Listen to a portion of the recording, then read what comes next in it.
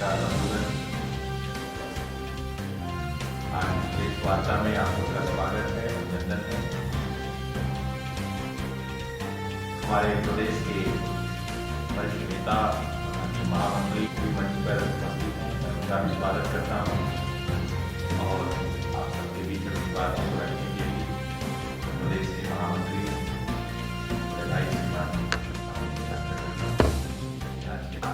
खटखटाने की आवश्यकता नहीं है।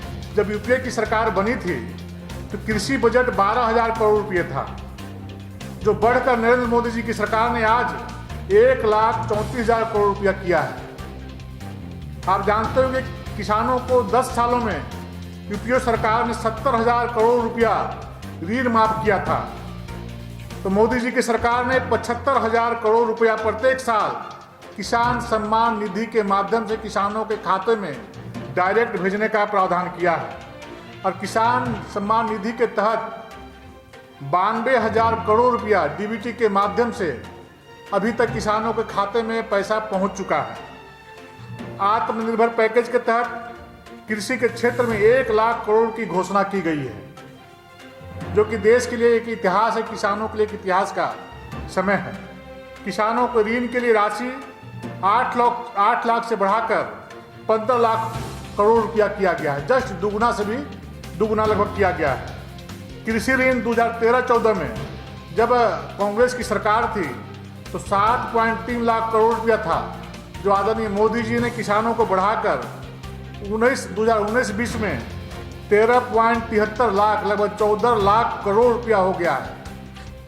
यूपीए सरकार ने 2009 से 14 तक 3,74,000 करोड़ रुपया का एमएसपी पर खरीद की, जबकि मोदी जी सरकार ने 2014 से 19 के बीच में 8 लाख करोड़ की एमएसपी पर खरीद की गई है। इस प्रकार से हम ये कह सकते हैं कि आदरणीय मोदी जी की सरकार ने, केंद्र की सरकार ने वही काम किया है जो किसानों के हित में हो, किसानों का भला के लिए हो। आने वाले पीढ़ी में किसानों बहुत उन्नति के साथ देश के विकास के मुख्य धारा में जुड़ सकें। किसान भूखमरी के चलते मरे नहीं, बीज के अभाव में वो किसान खेती करने से कोई परेशानी का सामना न करना पड़े। इस प्रकार से समृद्ध करने के लिए, किसानों को हर प्रकार की सुविधा देने के लिए जो उचित से उचित हो वह काम करने का काम केंद्र सरकार ने किया है। आदरणीय रघुवर जी की सरकार झारखंड में चल रही थी तो किसानों के लिए किसान समृद्धि विकास योजना चलाया था। प्रत्येक वर्ष यदि 1 एकड़ है तो उसे 5,000 रुपया, यदि 5 एकड़ है तो 25,000 रुपया देने का प्रावधान किया गया था। लेकिन झारखंड की सरकार ने उस कल्याणकारी योजना को भी बंद करने का काम किया है। तो देश के किसान, देश की जनता समझ रही है, लेकिन जो लोग किसानों को ठगने का, जो व्यापारी हैं, जो बिचौलिए हैं, जिनका रोजी रोजगार बंद होने जा रहा है, वैसे मंडियों के कारोबार करने वाले लोग जो किसानों को बुलाते थे और कम से कम यदि उसका मूल्य है 20 रुपये के जी, 21 रुपये के जी है, तो उसे किसानों को बुला करके क्या धान हम नहीं लेंगे, हम दूसरे दिन धान लेंगे और धान बेचना है तो 10 रुपये 11 रुपये के जी लेने का काम करते थे और शेष पैसे फिर वो सरकार को बेच करके अपने पॉकेट में भरने का काम करते थे। वैसे लोगों को आज दर्द हो रहा, तकलीफ हो रही है, बिचौलियों और व्यापारियों को। और इस प्रकार के जो किसानों के समृद्धि के लिए जो अच्छी प्रकार की योजना केंद्र सरकार ने लाई है, उसका विरोध करने का काम लोग कर रहे हैं और लोगों को गुमराह करने का काम कर रहे हैं। ऐसे बिचौलियों को, ऐसे बहुरूपियों को भारतीय जनता पार्टी के कार्यकर्ता सड़कों पर नंगा करने का काम करेंगे और पर्दाफाश करने का काम करेंगे, क्योंकि किसान के लिए जो भी कानून बनाया गया है देश हित में है, किसान हित में है और जनता के हित में है। आपने देखा होगा कि भारतीय जनता पार्टी जब भी सत्ता में आई है तो मजदूर, किसान, श्रमिक के कल्याण के लिए काम किया। आज झारखंड में आप देख लें, एक तरफ मुख्यमंत्री जी घोषणा करते हैं कि धान की खरीद होगी, तो दूसरी तरफ कांग्रेस के अध्यक्ष और वित्त मंत्री रामेश्वर उरांव जी ये घोषणा करते हैं कि धान की खरीद नहीं होगी, धान अभी गीले हैं। अब सोचिए कितना दिग्भ्रमित हैं कि लोग बोलते कुछ और करते कुछ है। पंचायत का चुनाव सरकार कराना चाहती है। बड़े बड़े राज्यों में पंचायत के चुनाव हो रहे हैं, लेकिन झारखंड राज्य इस चुनाव को टालना चाहती है ताकि हम प्रशासनिक तंत्रों के माध्यम से हम पैसा उगाही करने का काम करेंगे और प्रशासनिक पदाधिकारियों के माध्यम से सरकारी योजनाओं को धरातल पर उतारने का काम करेंगे। जितने भी केंद्र सरकार की योजनाएं होंगी, सारी योजनाएं पंचायत के माध्यम से जाती तो वो बंद होने का काम करेगा।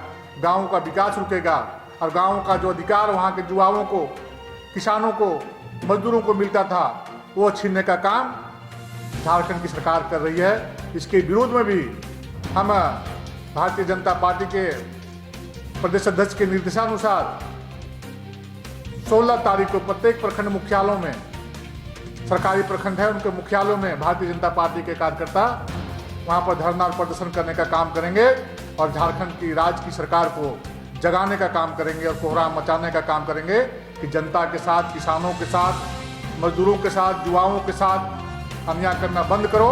अन्यथा भारतीय जनता पार्टी के कार्यकर्ता सड़कों पर उतरने का काम करेंगे और आपकी नींद को हराम करने का काम करेंगे और चैन से सोने नहीं देंगे। मंडलों में जाकर के किसान पंचायत को संबोधित करने का काम करेंगे।